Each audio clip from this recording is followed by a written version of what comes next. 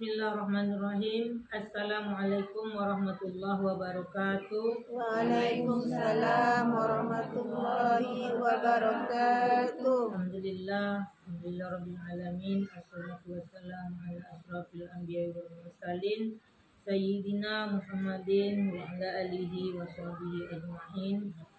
Rabbi shrali sadri wa yassir li amri wa hlul 'uqdatam min lisani yafqahu qawli.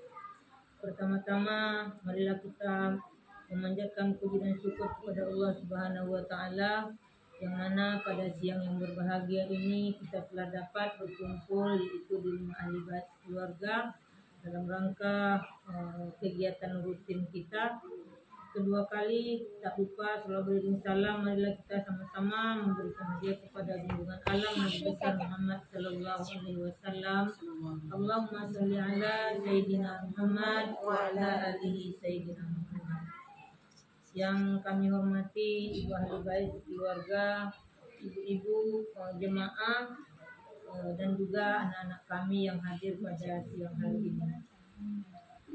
Ibu-ibu yang dirahmati Allah Subhanahu wa taala, ini kami akan menjelaskan sedikit yaitu tentang keutamaan menjaga silaturahmi. Menjaga silaturahmi ini bisa dapat untuk kebaikan di dunia dan di akhirat. Karena sudah taat kepada Allah dengan menjaga hubungan antara kita, yaitu antara manusia. Jadi silaturahmi itu termasuk ibadah kepada Allah Subhanahu wa taala yang bernilai ibadah, yaitu bisa menjadi kebaikan di dunia dan juga di akhirat kelak. Menjalin silaturahmi antar umat muslim sangat diwajibkan oleh Allah Subhanahu wa taala. Dengan adanya silaturahmi akan terciptalah suatu hubungan yang baik sebagaimana dalam Al-Quran surat An-Nahl ayat 36 yang berbunyi, A'udzu billahi minasyaitonir rajim. Bismillahirrahmanirrahim. Wa'budullaha wa la tusyrikuna bihi syai'a wa bil walidaini ihsana wa bizil qurba wal yatama wal masakin wal jari dzil qurba wal jaril junubi was sahibi bil jambi wa ibnis sabil wa ma malakat aymanukum. Itu ayatnya, itu ayat 36 surat An-Nisa. Di situ yang artinya dan sembahlah Allah dan janganlah kamu mempersekutukannya dengan sesuatu apapun, dan berbuat baiklah kepada kedua orang tua, karib kerabat, anak-anak yatim, orang-orang miskin, tetangga dekat ataupun tetangga jauh, teman-teman sejawat, ibnu sabil dan hamba sahayamu. Sesungguhnya Allah tidak menyukai orang-orang yang sombong dan membanggakan diri. Innallaha la yuhibbu man kana mukhtalan fakhura, yaitu Allah tidak menyukai orang-orang yang sombong dan membanggakan diri. Jadi Allah itu tidak suka dengan kita yang sombong, ibu-ibu. Jadi kita di sini sudah termasuk menjalankan ibadah kepada Allah, yaitu dengan bersilaturahmi. Mungkin pada saat ini kita hari ini di rumah Ibu Nurhayati, mungkin bulan depan lagi kita akan bersilaturahmi di rumah yang lain lagi. Jadi dengan adanya perkumpulan seperti ini, maka terjalinlah silaturahmi kita dengan baik, dan juga terjagalah hendaknya apabila silaturahmi ini sudah terjalin dengan baik.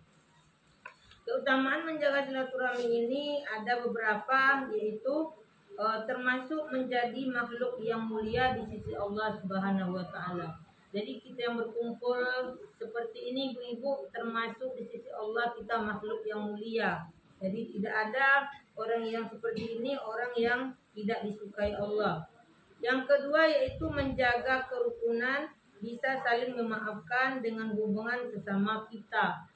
Yang jelasnya ibu-ibu, kalau kita berwirid ini datang kita bersalaman, pulang kita bersalaman, itu udah termasuk bermaaf-maafan. Jadi mungkin di antara kita ini banyak kesalahan, mungkin ada kehilapan, salah kata. Jadi karena ada silaturahmi seperti ini, maka hubungan kita itu tetap baik di sisi Allah Subhanahu wa taala.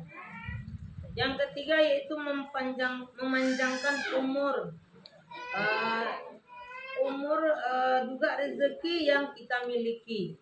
Jadi rezeki yang kita miliki itu bisa dilapangkan sehingga mendapatkan pertolongan di dunia dari Allah Subhanahu wa taala. Jadi rezeki itu rupanya tidak untuk kita saja kalau kita yang mendapatkannya, tetapi kita salinglah berbagi sesama kita. Yang mungkin kalau ada rezeki kita membagikannya, maka rezeki tersebut akan menambahlah kelapangannya daripada kita, dan juga memberikan pertolongan kepada kita di dunia daripada Allah Subhanahu wa taala. Yang keempat yaitu memperluas persaudaraan dibandingkan dengan orang yang jarang bersilaturahmi.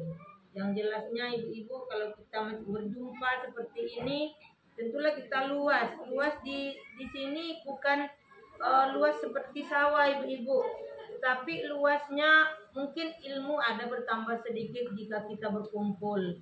Mungkin informasi kita selalu mendapatkan kalau kita berkumpul bersama-sama. Jadi ada juga kita kalau di rumah saja, tentu informasi itu paling dapur, sumur, kamar, itu yang kita dapat. Paling-paling kita ceritanya sabun habis, uang habis, ikan habis, segalanya cabai bawang. Tapi kalau seperti ini ibu-ibu, mungkin kita lupakan itu. Kita mungkin mendapat informasi yang lain lagi, mungkin informasi yang baik-baik. Itu yang jelasnya ibu-ibu semua. Baiklah ibu-ibu yang dirahmati Allah Subhanahu wa taala, juga cara menjalin silaturahmi yang baik itu ada beberapa ya ibu-ibu. Mungkin kalau orang bersilaturahmi ya mungkin tidak berdiam di rumah saja, tetapi ada dengan cara yaitu berkunjung ke rumahnya. Ya seperti ini ibu-ibu, bulan ini kita berkunjung ke rumah Ibu Nurhayati, mungkin dalam rangka berwirid tetapi sekaligus bersilaturahmi. Yang kedua, jika saudara ataupun tetangga ataupun kerabat kita sakit, kita menjenguk. Itu samalah seperti persatuan kita ini, ada yang sakit kita bersosial. Mungkin dalam hal ini kita membuat iuran sosial walaupun Rp2.000, tetapi itu dan termasuk menjalin silaturahmi dengan baik, dan juga kita sama berkunjung ke rumah orang yang sakit tersebut. Yang ketiga yaitu kita juga memenuhi undangannya. Jika nanti ada kaum kerabat kita yang mengundang, ataupun tetangga dekat, tetangga jauh yang mengundang kita, alangkah baiknya kita penuhi karena kita ingin menjalin silaturahmi kita dengan baik. Dan yang selanjutnya yaitu berkatalah kita dengan yang baik-baik. Jangan pula perkumpulan ini membuat jadi rusak karena perkataan. Karena kata orang lidah itu tidak bertulang. Tapi tidak semuanya harus kita katakan. Katakanlah yang baik-baik supaya hubungan silaturahmi kita tetap erat. Selanjutnya juga mengajak kepada perintah dan menjauhi segala larangan Allah. Jadi seharusnya kita dalam berkumpul ini kita sama-sama mengajaklah ke dalam kebaikan. Jangan pula kita sama-sama mengajak ke jalan yang dilarang oleh Allah Subhanahu wa taala. Jadi sama-sama kita menjauhi larangan Allah supaya terjalinnya silaturahmi dengan baik itu dengan cara yang beberapa tadi kita sebutkan, yaitu mengajak perintah Allah dan menjauhi larangannya. Jadi di sini ada bersedekah. Bersedekah ini bagi yang berkecukupan atau ingin bersedekah, maka sarana untuk bisa bersilaturahmi adalah dengan bersedekah. Ya mungkin ahli bait sudah menyediakan untuk kita bersilaturahmi ini minuman ataupun makanan, itu mungkin lebih mempererat silaturahmi. Nanti cerita kita dalam menikmatinya itu jangan pula yang buruk-buruk. kita berceritalah yang baik-baik supaya silaturahmi ini baik di dalam menyantap sedekah ahli bait tersebut. Jadi selain itu sedekah bisa membantu orang yang kesusahan serta mensucikan harta juga jika yang kita miliki. Jadi bersedekah itu tidak mengurangi ibu-ibu. Tidak ada orang korupsi karena bersedekah. Yang ada orang korupsi karena tidak mengeluarkan hak orang lain. Jadi di dalam rezeki kita ini ada pula hak orang lain. Jadi mungkin dengan cara bersedekah seperti ini maka bisalah kita memberikan hak-hak orang daripada yang kita miliki tersebut. Mungkin itu saja yang dapat kami sampaikan. Mudah-mudahan silaturahmi kita ini tetap terjalin dengan baik. Tetap kita mempereratnya untuk ke depan. Mudah-mudahan dalam bersilaturahmi ini kita tetaplah dijauhkan Allah dari segala larangannya dan kita menjadilah umat yang baik di sisi Allah Subhanahu wa taala. Ibu-ibu yang dirahmati Allah, itu saja penyampaian kami pada saat ini. Kami berterima kasih atas segala perhatian dan mohon maaf atas segala kesalahan. Wabillahi taufiq wal hidayah. Assalamualaikum warahmatullahi wabarakatuh. Waalaikumsalam warahmatullahi wabarakatuh.